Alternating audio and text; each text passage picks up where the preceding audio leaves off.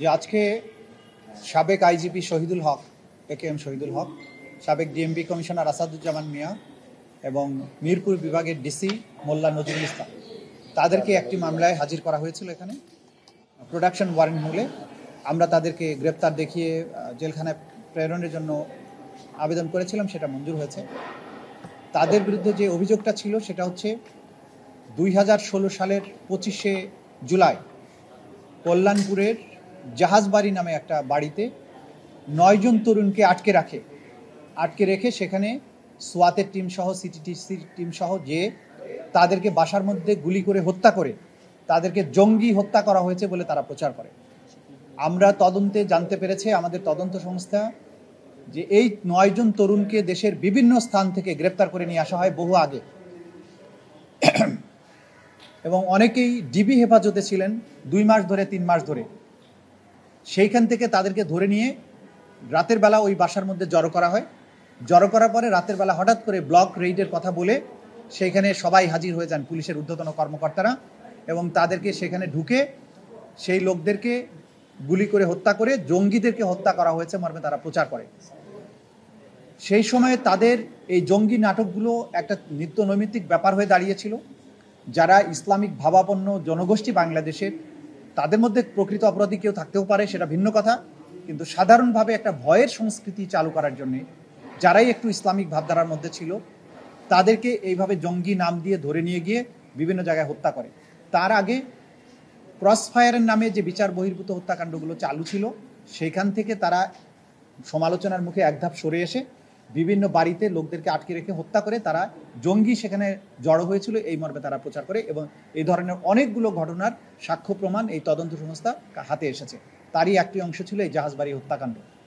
এই তরুণদের আত্মীয় স্বজনকে এতটা ভয় দেখানো হয়েছিল যে তাদেরকে হত্যা করার পরে তাদের মৃতদেহগুলোকে গ্রহণ করার জন্য পরিবারের কেউ আসেনি। বলা হয়েছে যে তারা পরিবার তাকে ঘৃণা করে, সেই জন্য আসেনি।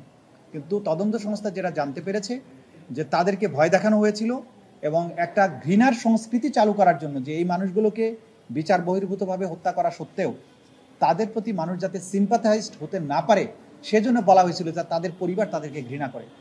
তদন্ত সংস্থা এগুলো তদন্ত করে তার সাক্ষ্য প্রমাণাদি পেয়েছেন, এবং এই আইজিপি শহীদুল হক সহ আসাদুজ্জামান মিয়া তারা নিজেরা সেখানে ঘটনাস্থলে উপস্থিত ছিলেন। তাদের নির্দেশনায়, পরিকল্পনায় এই জঘন্যতম হত্যাকাণ্ডটি বাস্তবায়ন হয়, এবং এই ধরনের জঙ্গি নাটক সাজিয়ে মানুষকে হত্যা করার তারা একটা কালচারে পরিণত করেছিলেন, এবং সেই কালচারের ধারাবাহিকতায় বাংলাদেশের বিভিন্ন জায়গায় অনেকগুলো ঘটনা এরকম ঘটেছে। সে কারণে এটা একটা মানবতা বিরোধী অপরাধ হিসাবে গণ্য করে এর বিরুদ্ধে তদন্ত শুরু হয়েছে। তদন্তর প্রক্রিয়ার কাজ চলছে, অনেক সাক্ষী আমরা ইতিমধ্যে পেয়েছি।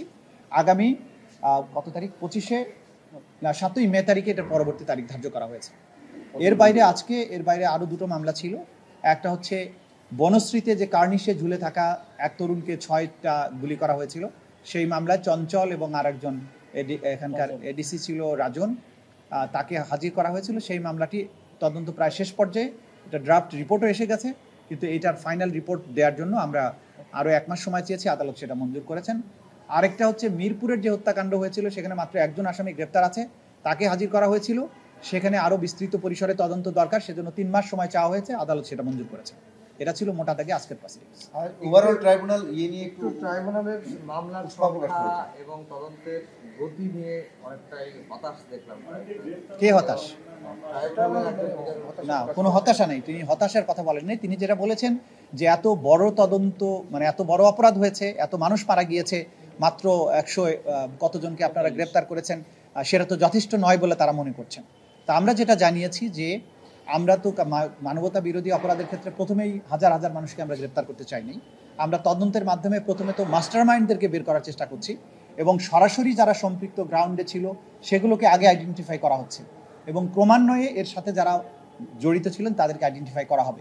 এটা আমরা আদালতকে জানিয়েছি। কারণ ক্রাইমস এগেনস্ট হিউম্যানিটিতে আমরা যদি যাত্রাবাড়িতে একসাথে 500 পুলিশকে অ্যারেস্ট করি, তাহলে ক্রাইমস এগেনস্ট হিউম্যানিটির তদন্তটা প্র্যাকটিক্যাল না।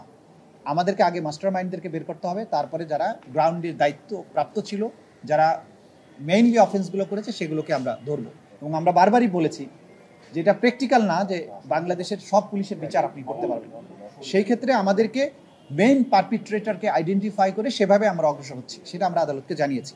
আদালত আরেকটা জিনিস জানতে চেয়েছেন যে তদন্ত সংস্থা আছে তাদের সেই সক্ষমতা যা আছে সেটা যথেষ্ট কিনা, নাকি এটা আপনারা বাড়ানোর চিন্তা করছেন, সেটাও আমরা জানিয়েছি যে জনবল বাড়ানোর জন্য সরকার ভাবছেন, তদন্ত সংস্থার ব্যাপৃতি বাড়ানোর জন্য কাজ চলছে, ইভেন ট্রাইব্যুনালও সংখ্যা বাড়ানোর জন্য সরকারের বিবেচনায় আছে। যেহেতু মামলার সংখ্যা বাড়ছে, আসামির সংখ্যা বাড়ছে, ন্যায় বিচার দ্রুততম সময়ের মধ্যে করার ব্যাপারে সরকারই এটা ভাবছেন যে ট্রাইব্যুনালের ব্যাপ্তিটা বাড়াবে, এটা আমরা আদালতকে জানিয়েছি। ভাই, আপনারা কি আরেকটি ট্রাইব্যুনাল বাড়ানোর বিষয়ে সরকারের সাথে কোনো যোগাযোগ করেছেন? সরকারই চিন্তা ভাবনা করছেন, ডেফিনেটলি সরকার যখন কোনো পরিকল্পনা করবেন আমাদের সাথে তো আলোচনা করবেনই, এবং আমরা এই ব্যাপারে পজিটিভ মতামত দিচ্ছি যাতে করে ট্রাইব্যুনাল অন্তত দ্বিতীয় ট্রাইব্যুনাল এখানে হয়, সে ব্যাপারে আমাদের পজিটিভ মতামত রয়েছে। আমরা এই যে গেটে দেখলাম ওখানে শহীদ পরিবার থেকে দ্রুত বিচার নিশ্চিত করা, গ্রেফতার করা, নানা দাবিতে ওরা এখন অবস্থান নিয়েছে। অনেকে গ্রেফতার করা হচ্ছে না, এরকম এখন এদের ব্যাপারে আপনারা সব বিষয়ে তো আমরা অ্যাড্রেস করতে পারবো না। শহীদ পরিবারের অধিকার আছে, তারা দাবি করবেন, বিচার চাইবেন, আসামিদের গ্রেপ্তার চাইবেন, খুবই স্বাভাবিক। সুতরাং তারা তাদের গণতান্ত্রিক অধিকারের জায়গা থেকে, তারা তাদের বেদনার জায়গা থেকে দাবি জানাবেন, এটা নিয়ে কোনো সমস্যা নেই, দাবি জানাতেই পারেন। কিন্তু আন্তর্জাতিক অপরাধ ট্রাইব্যুনাল কাজ করবে তার আইনের নিজস্ব কাঠামোর মধ্য দিয়ে, আইনের নিজস্ব প্রক্রিয়া অনুসরণ করে। আমরা যেমন দ্রুততম সময়ের মধ্যে মানুষকে ধরে এনেই তো এখানে, এটা তো মব জাস্টিস না যে আমি চাইলাম ধরে নিয়ে আসলাম, বা অথবা ম্যাজিস্ট্রেটরা যেটা করে ওই কি বলে এটা মোবাইল কোর্ট, এটা তাৎক্ষণিক বিচার তো এটা না, এটা ক্রাইমস অ্যাগেনস্ট হিউম্যানিটি, জটিলতম অপরাধ, জটিলতম তদন্ত পদ্ধতি, বিচারের পদ্ধতি, সেটাকে আন্তর্জাতিক স্ট্যান্ডার্ড অনুযায়ী করতে হবে। 6 বা 7 মাস সময় ক্রাইমস অ্যাগেনস্ট হিউম্যানিটির তদন্তের জন্য যথেষ্ট না। তারপরেও বাংলাদেশের বাস্তবতায় সময়ের চাহিদা অনুযায়ী দিনরাত পরিশ্রম করে 4-5টা মামলার তদন্ত শেষ করা হয়েছে। একটা তদন্ত রিপোর্ট আমরা ইতিমধ্যে হাতে পেয়েছি, আর বাকিগুলো ঈদের পরপরই আমরা পাবো। তদন্ত রিপোর্ট পাওয়ার পরপরই আনুষ্ঠানিক বিচারের যাত্রাটাও শুরু হবে। আমাদের দিক থেকে আমরা সর্বোচ্চটা করছি। দাবি যারা জানাবেন তারাও দাবি জানাবেন, আমাদের কোনো সমস্যা নাই, আমরা তাতে কোনো চাপ অনুভব করি না। তাদের গণতান্ত্রিক দাবি তারা জানাবেন, তাদের বিচার প্রাপ্তির অধিকার আছে তারা জানাবেন। আর আমরা যেটা করব, আইনের কাঠামোর মধ্যে থেকে আন্তর্জাতিক এবং দেশীয় স্ট্যান্ডার্ড মেনটেন করে ন্যায় বিচার নিশ্চিত করার জন্য যতটুকু সময় দরকার সেটা আমরা নেব, যতটুকু প্রসিজিওর মেনটেন করা দরকার সেটা আমরা করব। আমরা কোনো চাপ অনুভব করি না।